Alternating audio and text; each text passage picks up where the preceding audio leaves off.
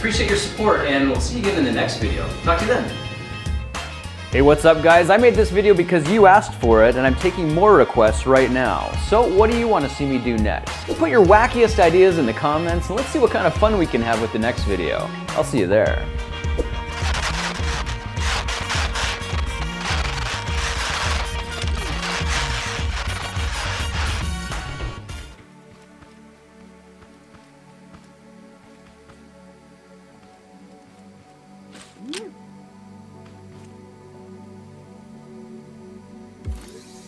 For this video, I'm going to show you how to convert a few fistfuls of empty bullet casings into a decorative set of multi-purpose paperweights, using a bit of styrofoam, a little ingenuity, and a whole lot of firepower.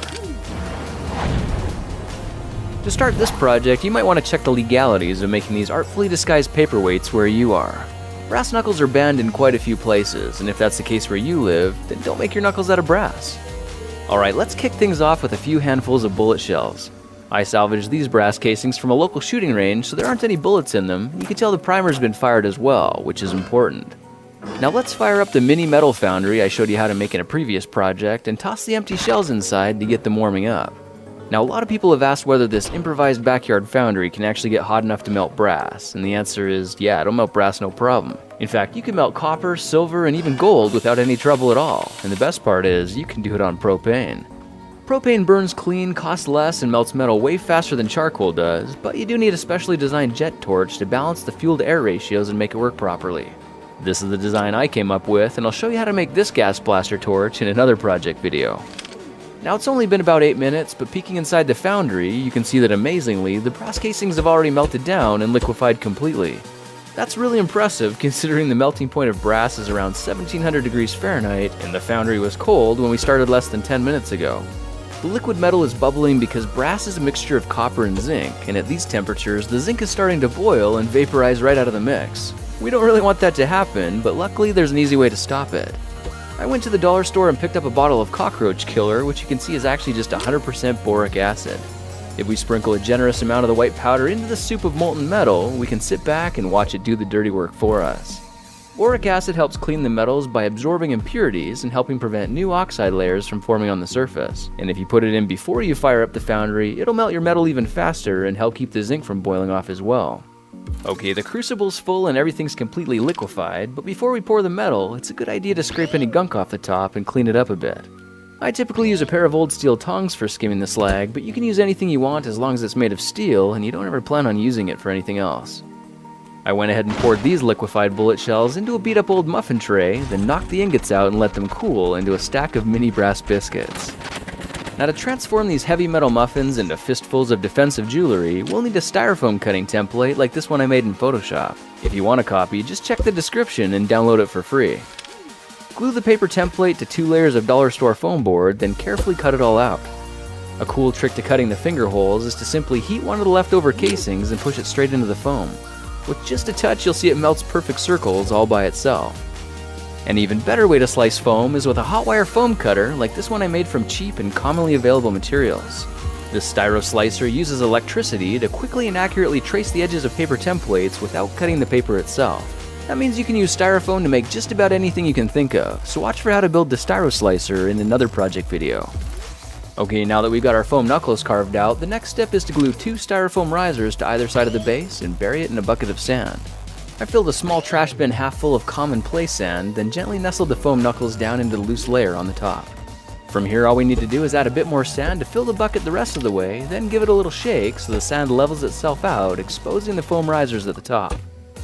Now we're going to need a way to funnel the streams of molten metal into the foam risers, so try packing a little wet sand on top, then shaping it into little craters a couple inches deep. Do one for each side, and with that finished, it's time to transform our styrofoam investment into solid brass. Remelt the brass, then carefully pour the glowing hot liquid into one of the craters, where you can see the extreme heat vaporizes the foam in an instant. This allows liquid metal to flow down and fill all the empty spaces, and if you quickly and carefully pour the other side as well, you'll have a much better chance of success on the first try. The metal only needs around 5 to 10 minutes to cool down, so feel free to pull it out and take a look. Just be careful not to touch it because it's still extremely hot. I cooled mine in a bucket of water, then chopped the risers off with a hacksaw, and just like that, we've got ourselves a crude but very cool looking brass casting. Now just for fun, I wondered how this thing would look cleaned up a bit, so I clamped it in my bench vise and worked it over a few times with metal files and some fine-grained sandpaper, and bam, there it is. Just like that, we've got ourselves a smooth and shiny brass paw, which for some reason feels really comfortable and strangely empowering. This piece of defensive jewelry has a really nice weight to it, and because it was designed to fit my hand, it really does feel amazing. But it's important to note these aren't intended to be used as weapons. Instead, I like to think of them more as multifunctional paperweights buffed to a mirror finish and designed to occupy my workspace as dangerously elegant decor. Now just to push the boundaries a little further, I stopped by an alternative clothing store and picked up a spike-studded choker collar, so I guess you could say things are getting pretty serious. Let's unscrew 6 of the aluminum spikes and screw them into the brass workpiece instead, just to make the whole thing look absolutely mental. The 6 holes were drilled using a 5/32-inch bit, then tapped with a number 10 32 thread so I could secure each of the metal spikes tightly to the brass. It's beautiful, it's dangerous, and it's incredibly durable, and to go one step further, I went ahead and made another one the exact same way. Well, now you know how to transform a few handfuls of scrap bullet casings into a custom pair of fancy and dangerously decorative, solid brass paperweights. They are a lot of work to make, but the feeling of creation and accomplishment is all worth it. By the way, if you're up for another challenge, try making my mini master sword. I cast this golden sword from styrofoam as well, and you can find the template for how to make it in another project video. Well, that's it for now. If you like this project, perhaps you'll like some of my others. Check them out at thekingofrandom.com. Hey guys, I hope you learned something new or at least saw something you like. Thank you so much for watching and sharing my videos. That is exactly why you are the best. Now, if you're in the mood to see another project video, just click here to go back one or here to go forward. You can also see some of my other favorite projects by clicking on any of these. If clicking the screen isn't working, just look down in the description. I put all the links down there as well, including links to some of my favorite playlists. Thanks again for watching, sharing, and supporting my videos, and I will see you in the next one. Talk to you then.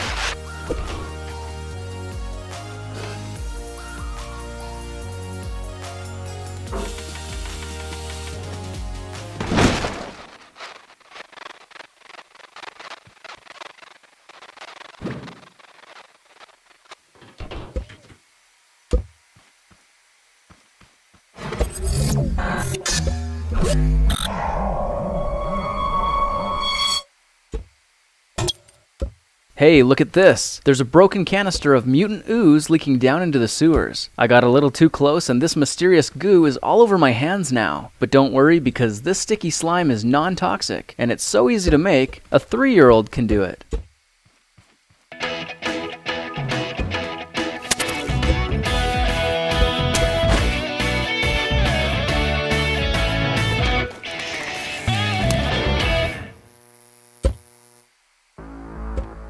All you need for this project are some common household items you probably already have. A little borax detergent booster, yellow and green food coloring, and a 5-ounce bottle of some clear non-toxic school glue like this one. First we'll need to measure out 1 cup of water and carefully add half a teaspoon of borax.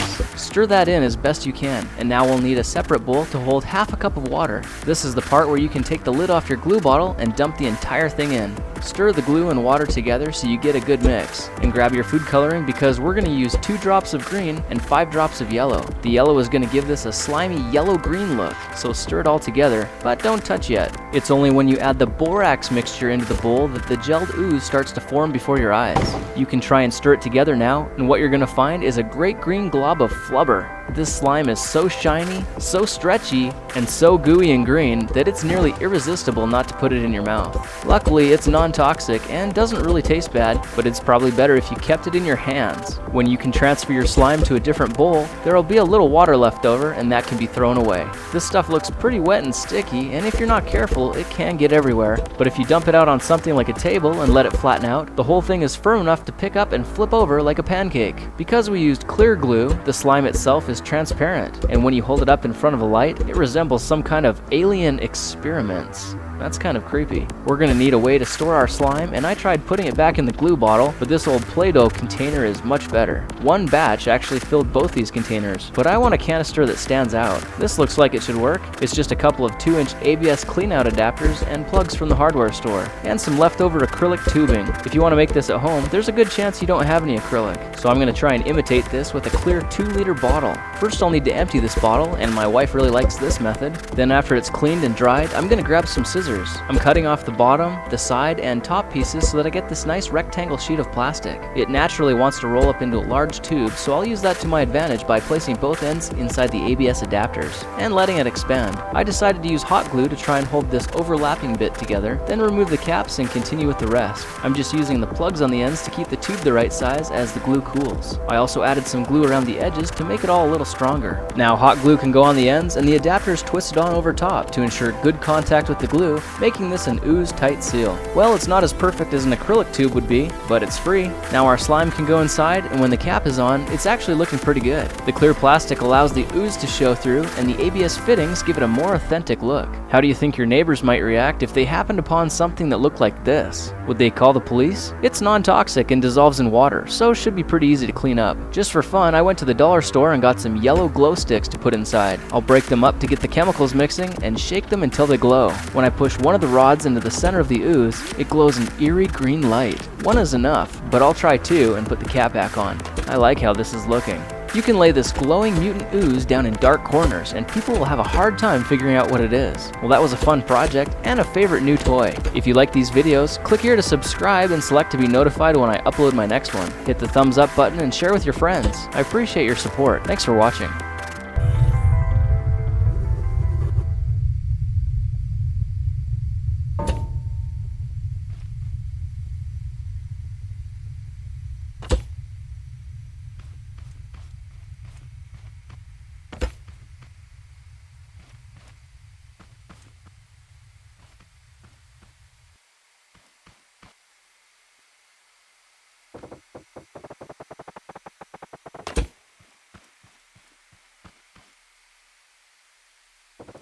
The next time you come across a basket of fruit, don't just eat it, have some fun with it first.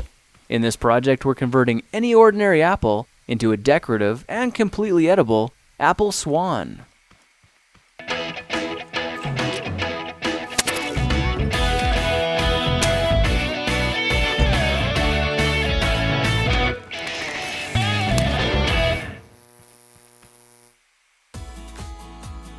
Go find your basket of fruit and pick out an apple you think looks good. Now using a sharp cutting knife, carefully cut the apple at a slight diagonal so that it slices right through the center of the apple core. While we're here, let's save two of the seeds because we'll be needing them later. Now that we've got our two halves, let's take the side that still has the bottom attached and place it face down on a cutting board. We'll need to place two butter knives perpendicular with the top and bottom of the apple. Now we can carefully cut down along one side of the apple core until the knife bottoms out on our makeshift spacers, then use the spacers as a guide to gently cut in from the side. When the two cuts meet, you'll have an apple wedge that pops right out. And while we're here, let's cut a piece from the other side the same way. Now our goal with these is to cut out 3 more L-shaped wedges about 1/4 inch thick. And this time, rather than cutting in sideways toward your fingers, try turning the piece over so you can cut downward and meet the first cut at the bottom. Now with a little wiggle, a new apple wedge should break free. If you repeat the process 2 more times, then stagger the pieces back together, the effect is a beautifully layered wing. Now just cut the other piece the same way and your swan's body should look like this. To make a place for the head, all we need to do is carefully cut into the front of the body and gently lift the pieces out to reveal a clean and fairly deep groove. At this point we can go ahead and grab the other half of the apple and place it between the butter knives like before. But this time, we're just going to use them as spacers to cut an even slice off the bottom. You can see that repeating this process 3 or 4 times gives us a nice variety of shapes and sizes. Now look for a piece that resembles a heart that's been slightly flattened on top. All it takes to form the swan head is 3 strategic cuts with a knife. I made 1 angled cut to form the head, a horizontal cut to form the neck, and 1 slanted cut at the bottom for the base. Now you should be able to see how this is coming together. And to clean it up a bit, just use your knife to round off the sharp edges. All that's left now is to place the apple seeds where you think the eyes should go, then use the side of a butter knife to press them firmly into position. When both eyes look good, simply drop the neck into place, and you're done. You've just created a beautiful and decorative apple swan. I spritzed mine with a bit of lemon juice to help prevent it from turning brown, then put it on display to show off for our dinner guests later that night. If you try using different apples, you'll get a nice contrast of colors, and every bird will look a little bit different. Well, now you know how to take any ordinary apple and turn it into a decorative and edible apple swan. If you like this project, perhaps you'll like some of my others. Check them out at thekingofrandom.com.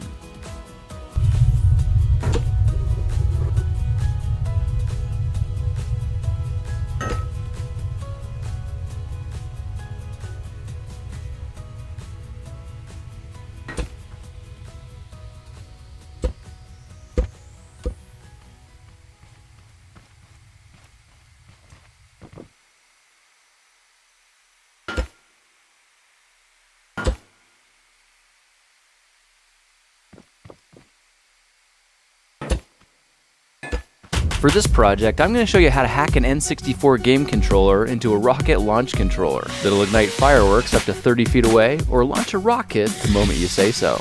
Here we go! Video. Keep an eye out for that. Now if we flip the control over, you'll see there are 9 screws holding the two halves together, and all it takes to remove them is a small Phillips head screwdriver. Make sure you save the screws in a really safe place because we will need them to put the controller back together at the end. With the screws removed, let's separate the two halves and take a peek inside. You can see the upper half is the more complicated side where all the buttons and electronics are, so let's just leave that alone for a second and work on the bottom half instead.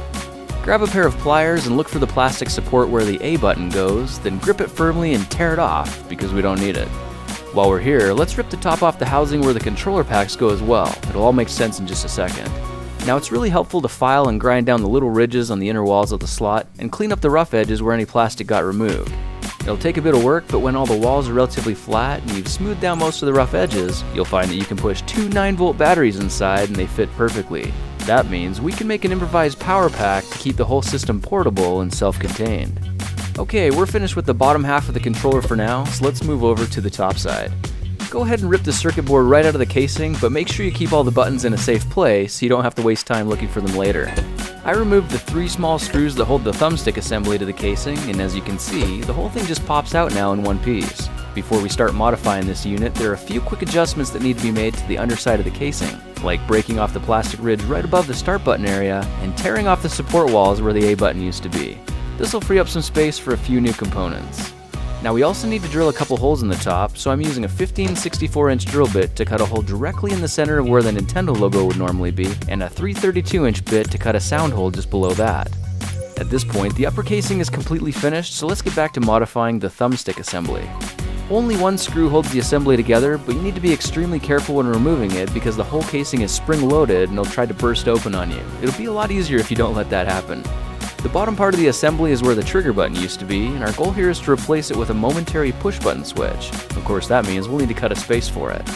I tried using a 5/16" bit to carve a channel halfway through the casing, which apparently keeps the brackets for the circuit board intact while creating just enough room to accommodate the button on the inside.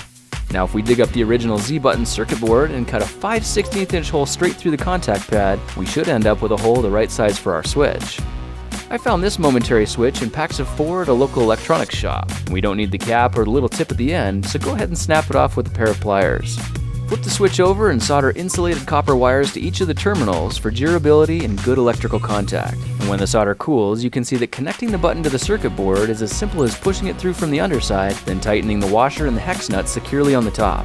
With the circuit board locked back in place, you should be able to see how this new trigger button mimics the old Z button almost perfectly. Let's go ahead and replace the joystick component so we can reattach the spring-loaded assembly and screw it all back together. With that, the modified assembly is finished, so it can go back into place on the control cover and we can replace the 3 screws that hold it in position. Now before you do anything else, it's a good idea to put the control casing back together and make sure the new switch aligns with the trigger button. I hooked mine to a multimeter to be extra sure and tested for electrical continuity each time the button was pressed. It seems like everything's working perfectly, so that means it's time to load the controller with a few more goodies, and you'll see what all these do in just a minute. I found a red push button that's an awesome replacement for the old A button, and this is going to become the ignition switch for the actual rocket launch. It's got a plastic nut holding it from the backside which keeps it tight and helps prevent it from popping back out. The next step is attaching the buzzer and a green LED. I found that a ring of hot glue around the center hole is all it takes to hold the buzzer right where we need it, and of course it works best if you can line the center up with the small sound hole we made earlier. Now you should find that the sub-miniature green LED makes an excellent fit with the other hole we made at the top, and this one will need to be held in place with hot glue as well because there's no room for the hex nut. Just use a liberal amount of hot glue, and when it cools, that LED won't be going anywhere. At this point, all the major components are installed, so let's solder them together and bring this launch controller to life. I cut up the cord from an old cell phone charger and wired everything together using this schematic. I designed the circuit to run on two 9-volt batteries in parallel so it has a higher current. The LED and buzzer are set in parallel as well, but only work if the button and the trigger is pressed. When the trigger is pulled, a very small electrical current will pass through the igniter to check whether it's intact or whether it's damaged. If the connection is good, then the small electrical current continues to flow through the circuit, lighting up the LED and sounding the warning buzzer, letting you know that the igniter has continuity and is ready for ignition. Now, even though electricity is flowing, it's only around 40 milliamps, and that's not near enough to set off the igniter. It actually needs closer to 2 amps or 50 times more power for proper ignition. If you're ready to launch, keep the trigger pulled and press the red button simultaneously. This opens the electrical floodgates and sends a surge of around 6 amps through the igniter, firing it off instantly. Alright, now that the connection points are soldered and insulated with electrical tape, we've just got a few finishing touches left. Find the circuit board you ripped out earlier and draw 2 lines. One on the bottom side of the controller pack connection and another that humps up and over the contact pad for the A button. We can make things a little more tidy by ripping all the wires and cords off the board, and if we use a large pair of pliers to grip the slot for the controller pack and give it a good twist, it'll snap right off. Now carefully break off pieces of the board around the A button, then grind down any rough edges with a file to clean it up and make it look a bit nicer. Find the silicone button pad next with the 6 contacts on it, and if you use a marker to draw a line separating out where the A button would be, then simply use a pair of scissors to cut it off, then that's it. We can go ahead and gather up all the buttons now and put the whole thing back together. When the components are back in place, go ahead and lay the modified button pad in position. Now it should make sense why we had to make that cut. The circuit board goes in next to help keep the buttons from falling out and to make sure they look and act like normal. Now before we screw the casing together, there's just one thing left to do, and that's to add 30-foot lead wires so we can ignite the rockets from a distance. And for that, I'm using a 100-foot roll of 24-gauge speaker wire I found at the hardware store.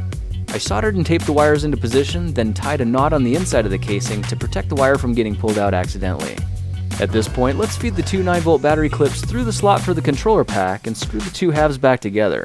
Just like that, our N64 rocket launch controller is completely finished and ready for testing. I hooked up two 9-volt batteries and pushed them into place, then gathered up a handful of my homemade rocket igniters, which you can learn how to make in another project video. Just for convenience, I attached alligator clips on the ends of each wire so the leads will bite onto the igniters. This way we can hook up and even change igniters within a matter of seconds. Now if the electric match has continuity, then when we press the trigger button, a green light and buzzer come on telling us the system is armed and ready for launch, and pressing the red button next will light it up. And of course 30-foot lead wires mean we can remotely launch our rockets now from a pretty good distance away. I took this launch controller out into the desert to test on homemade rockets and sugar motors that I showed you how to make in another project video. You can see that with everything connected properly, the controller works exactly how we hoped it would, so we don't have to worry about lighting a fuse and running away anymore, because instead, now we have the ability to launch rockets or even light pyrotechnics with the simple push of a button. Well, now you know how to convert an old video game controller into a remote-controlled rocket launch controller that not only looks awesome, but launches freaking rockets in real life. By the way, if you're wondering what to do with the leftover cord from the controller, don't throw it away. Instead, use it to mass produce another round of igniters for future launches. Well, that's it for now. If you like this project, perhaps you like some of my others. Check them out at thekingofrandom.com. Yes! Hey guys, that's the end of this video, but it's not the end of the adventure. Click here to see the last project and click here to see the next. I've made over 100 project videos for you to check out, and I'm still making new videos every 5 days. So click here to subscribe to my YouTube channel. It's free, and if you update your YouTube notification settings, you can get an email every time I upload. In the meantime, here are a few other videos I recommend watching. They're all favorites for different reasons, and you'll learn something new in every project. Thank you for watching, sharing, and supporting my videos, and I'll see you in the next project video. I'll talk to you then.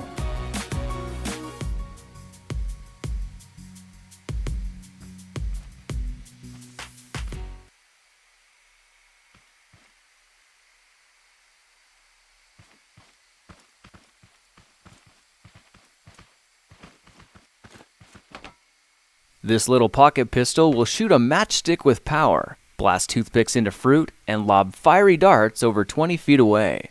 In this project, we're turning your boring old clothespins into a powerful arsenal of desktop weaponry.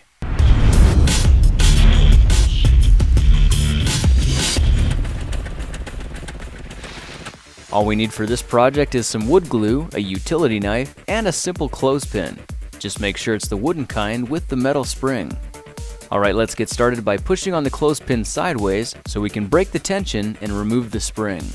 Next, we'll need to hold the two wooden pieces back to back so the notches line up near the center like this. Now let's make a marking on the top piece about ½ an inch from the hole and an angled marking on the bottom that we'll cut out later. Now just for convenience, I've gone ahead and filled in all the areas that'll need to be chiseled out. So grab your utility knife and carefully carve out all the areas marked in blue.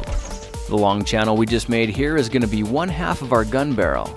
Let's go ahead and carve the other half into the bottom piece as well, then cut out a notch where we made that other mark earlier. With our two pieces cut and pressed together, you should have something that looks like this.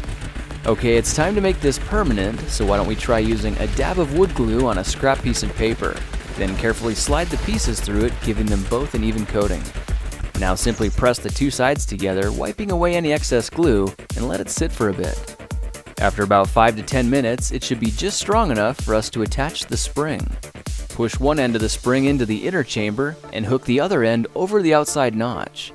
With the spring in place, your pocket gun is finished and ready for action. All we need now are some wooden matchsticks that we could use as ammunition, and they should slide loosely into the barrel. You can see that as we continue pushing the match, the gun cocks itself automatically and is instantly ready to fire. You can hold it just like a little pistol, and when you're ready to shoot, simply pull the trigger. It's amazing to see just how much power is stored in the spring. That's evident by how it slams forward in just a fraction of a second, blasting our projectile over 20 feet away. Now let's see if this can work with toothpicks as well. If we snap off one of the sharp ends, it exposes a broader surface, which just might work. Why don't we go ahead and test it out on an apple? You can see that from a distance of about 6 inches, there's just enough power to impale the surface. Of course, the closer you are, the deeper it penetrates, and it's impressive to see the results are all fairly consistent. Now I went ahead and put together a whole battery of these tabletop toys and experimented with different ways to handle and fire them. I discovered a technique for lighting the matches first, then lobbing the fiery darts high into the air, which of course should only be done outdoors and with adult supervision. If the tip of your gun looks like this, feel free to customize it so it looks a little cleaner. Another option is to carve the end back and smooth out the barrel with a drill bit. Well, now you know how to take any ordinary clothespin and turn it into a mini weapon of mass satisfaction. If you like this project, perhaps you'll like some of my others. Check them out at thekingofrandom.com. This video was sponsored by Opinion Outpost, and they want you to know there are companies out there willing to pay you just for sharing your opinion. So if you're looking for a bit of extra cash or gift cards to Amazon or iTunes, just follow the link in the description.